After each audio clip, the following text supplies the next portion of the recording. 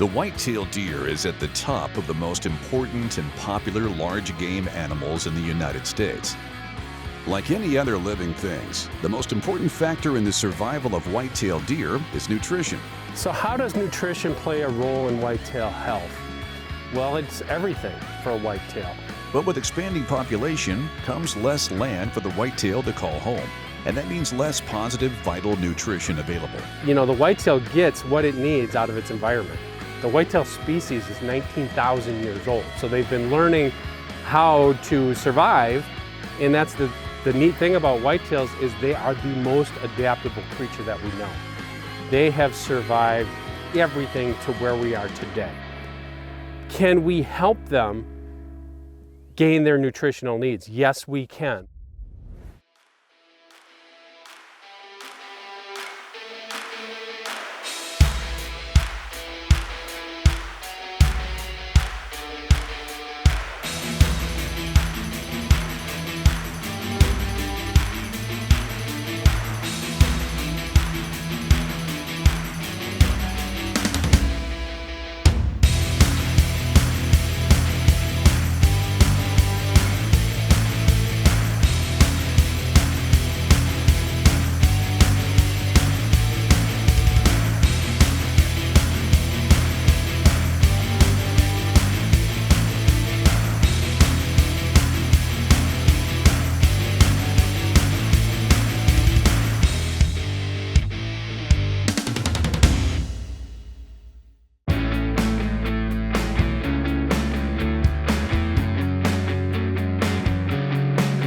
One thing we know about deer, the average deer, from a small fawn up to a large buck, if you average it all out, needs about 6 pounds of food a day. You know, some are going to be less than that, some are going to be more than that. Big bucks could be more, fawns could be less.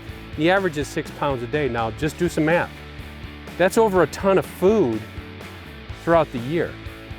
So when they're going along here and nipping browse, you know, some aspen browse here, some dead oak leaves there, you know, they're getting nutrition, but it's all coming out of the soil. What's coming out of that soil is how they're nourishing their bodies. It's no different than us. If I plant a tomato plant in sand, I'm going to get tomatoes, but is it going to have the same amount of nutrition as if I planted it in some really just top-notch fertile soil? No, it's different. What that plant is a vector of what is in the soil. Same thing for whitetail. So what can we do as whitetail managers to help the whitetail? Many landowners head to their food plots armed with supplements to help with the deer nutrition. Those are great and wonderful resources to help, but they do not and cannot take the place of the proper nutrients a deer needs to survive and thrive. Well, we can plant food plots. We can plant food plot trees, apple trees, pears, plums, persimmons. We can augment what they get in their environment to help meet their daily nutritional and their yearly nutritional needs. Bucks need it mostly for skeletal size. So they're building their bodies, you know, especially as they're getting to maturity, 3, 4, 5, 6 years old.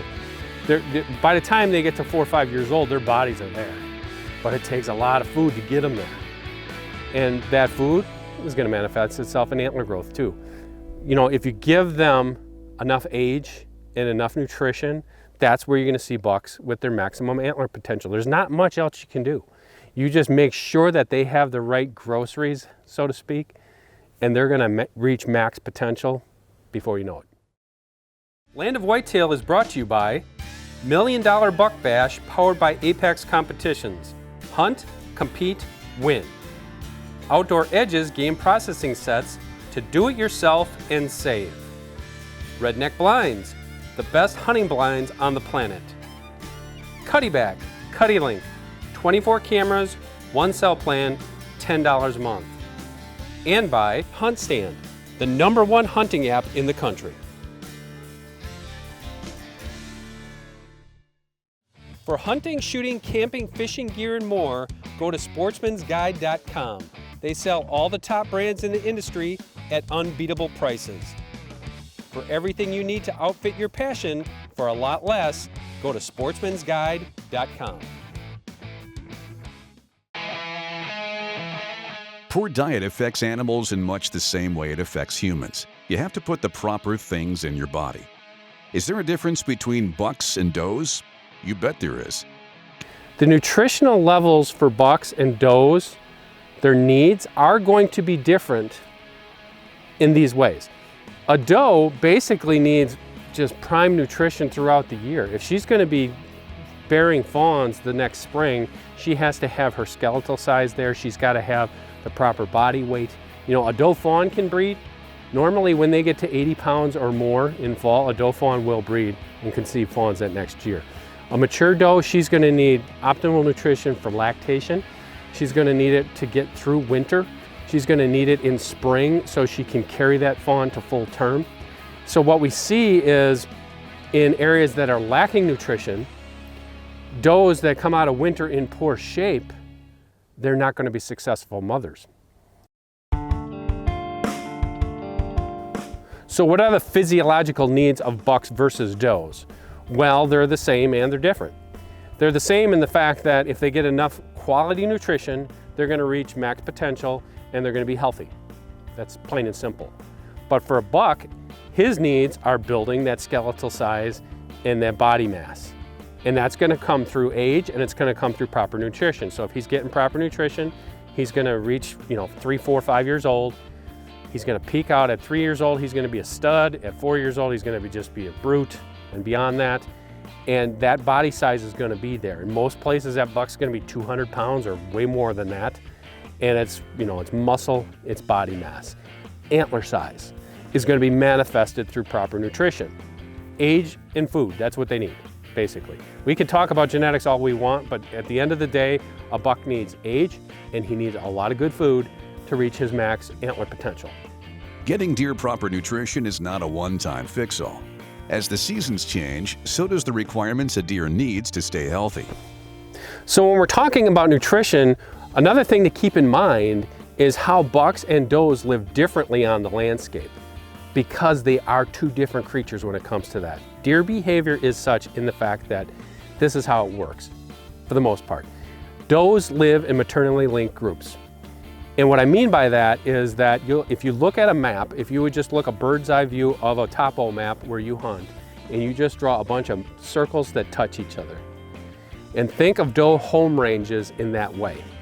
Doe home ranges is going to be a mother and her daughters and her aunts and all these maternally linked females living on the landscape. That's why you see does in big groups sometimes. When you see 10 or 15 or even 20 does, chances are extraordinarily high that they are all related. Those deer, like I said, they are sisters and mothers and grandmothers, and they're living together. And how do they figure that out? No different than turkeys. It's pecking order. The older does, the more dominant does, will establish their home range, their core range on the best habitat. And what is the best habitat? Not necessarily the habitat that has the best food, the best fawning cover. Fawning cover is critical for does, and that's why we say those mature does are the best mothers, because through attrition, they've become the dominant females of the clan. They're going to pick the best spot to live, and so on down the line. An easy way of thinking about this is, how many times have you gone bow hunting in early season? If you might be on a little marginal property, I know a lot of them, a 10, a 15, a 20 acre property, and invariably that first doe that you kill is a yearling doe by herself. Those does, those younger does, they get pushed off to what I call the low rent areas. It's just like a city. The most dominant does get the high-end apartments, the nice homes in the suburbs, so to speak, and those other does, they kind of get spread out through the community that way. That's kind of how it works. So if you think about it that way, that's how does live on the landscape. Okay, so now let's talk about how bucks live on the landscape. So when you put this all together, you can understand how the nutritional needs are met. But a buck, we always say, for the most part, has a home range of about a square mile. So think about that as about 640 acres. But we as humans, we like to think in squares. We look at that map and we say, okay, here's 640 acres. That's going to be the buck's home range. It doesn't work that way. Bucks live on the landscape in this way. Those mature bucks will occupy tight core ranges. And as we know, as a buck gets older, his core range shrinks because he knows that is his safe zone. That's where he's going to live. It's got everything he needs. It's got food, water, and cover, and cover's usually pretty good. And he can evade predators, he can go there, and he knows he's not going to get bothered. But a lot of times if you look at a buck's home range, instead of that nice square 640 acres, that could be a long, skinny, looks like links of a chain. It could be hopscotch. Basically, when you look at that topo map, look at the topography and the fact that where is the best cover on that? That's why you get trail camera photos of a mature buck here. Now, I'm not talking about the rut. The rut, all bets are off. That buck could be going 5,000 acres. But throughout the year, his home range might be that long, skinny thing that just happens to have the best of everything there. Food, water, cover, and it might be that way. It could be a square, it could be an oval, it could be an oblong. It doesn't really fit any specific format. What it does is, like I said, as that buck gets older, that's the habitat that he's going to prefer. Coming up next, the results of proper nutrition pays off in a big way.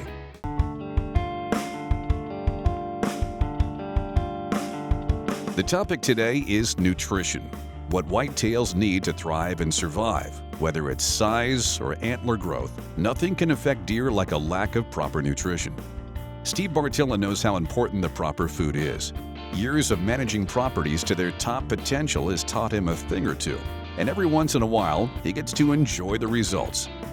Steve is in Illinois, the hotbed of big bucks, but they don't get that way by eating the wrong diet. Steve is set up on an open field and soon gets the chance at a beautiful, healthy buck that will make memories of a lifetime. So now here it is, opening day of Illinois' firearm season. I'm set up. I went ahead and game planned how I was going to go ahead and do this hunt. My one primary mission was to go ahead and shoot a management buck. I get up in the blind, I get everything settled, and looking forward to a glorious sit. And there he is. There he is in the corn, pops out. I could have shot him right then and there. It was right around 140 yards. But it's like, why push it? Why push it? And he's feeding. He may naturally come within range a little bit closer anyway, so let's just see how this plays out for a while. If you listen real carefully on camera, I think you can hear me say dang it when he turns around and starts walking the other way. I go ahead and hit it a little bit light the first time, doesn't hear it. Hit it louder the second time. He hears it now. He's looking, but he's not sure where these deer are. And the second he starts going like this, testing the air, bam! I'm hitting him a third time because now he's in the game and now I bet you he's gonna come. Sure enough, he does. He starts coming. He makes it about, but the problem is there's a bunch of deer off camera that you can't see on the shot. He ends up getting about, maybe covers 10, 15 yards back towards me, and he stops. And what he's really doing is checking out those other deer. Man, I do not want him to veer that way. Now's my time. I grab the 12 gauge, put her down.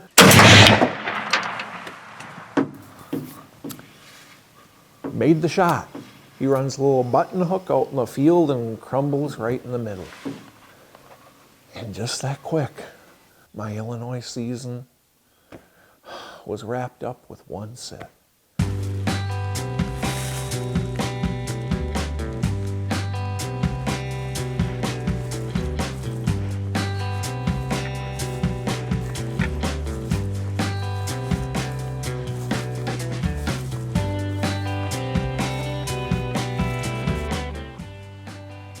More than anything, I just want to say thanks.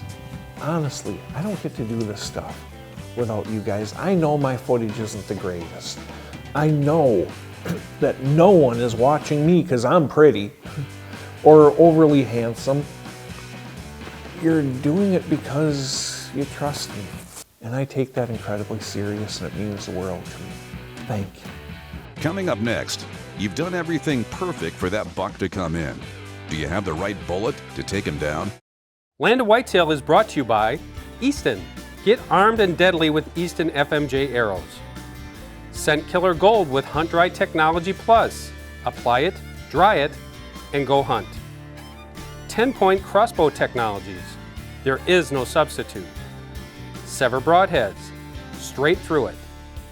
And by Exodus Broadheads by Quality Archery Designs. American made tough. If you can break it, we'll replace it. For hunting, shooting, camping, fishing gear, and more, go to sportsmansguide.com. They sell all the top brands in the industry at unbeatable prices. For everything you need to outfit your passion for a lot less, go to sportsmansguide.com.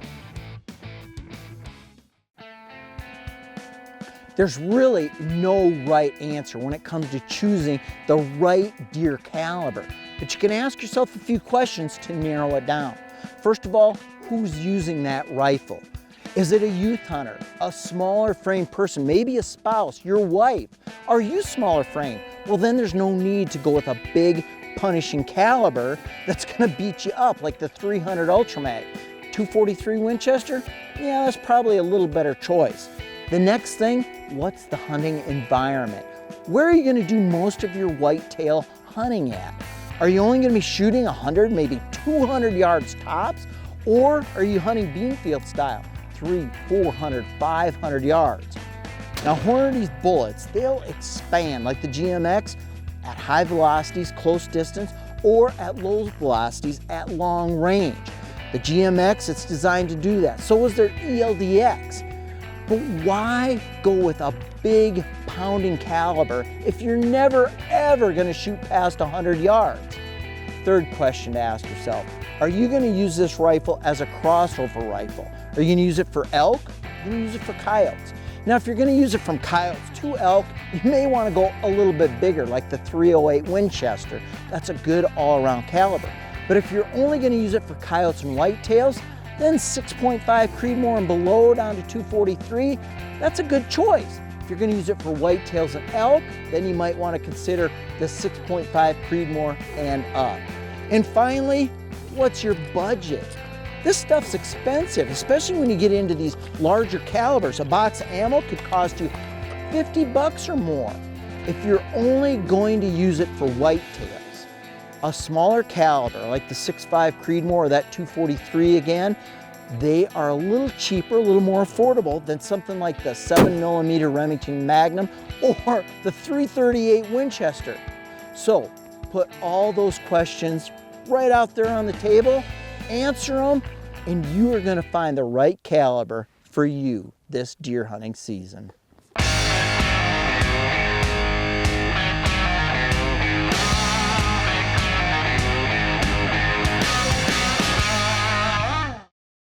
You know, some people say hunting is a sport. I don't necessarily agree with that, but what I do agree with is you can take hunting and practice like it's a sport to make you a better hunter in the end. Let me explain.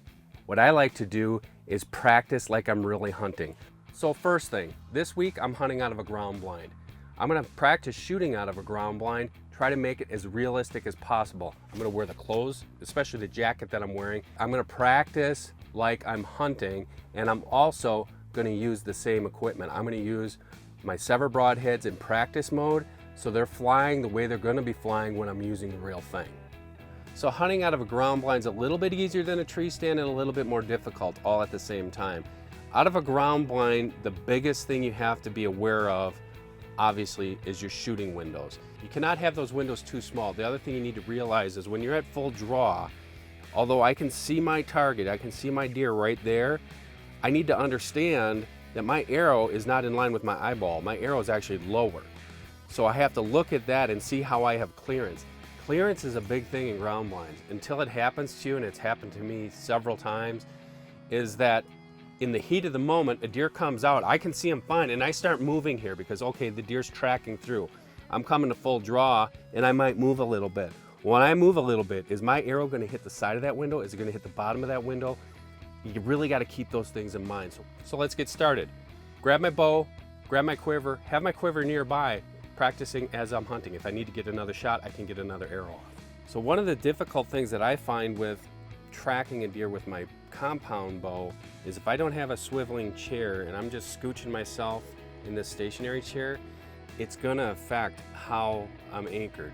So I need to practice that.